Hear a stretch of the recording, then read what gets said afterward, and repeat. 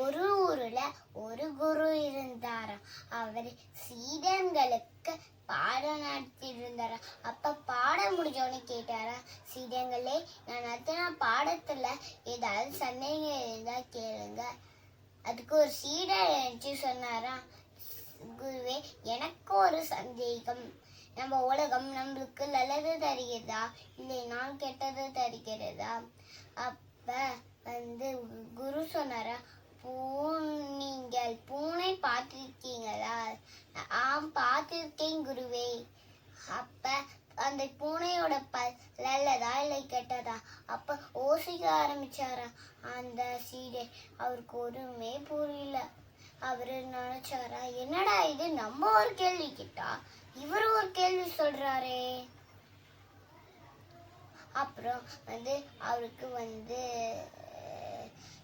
தெரியவில்லைனால குரு சொன்னாரு, நம்ம உலகம்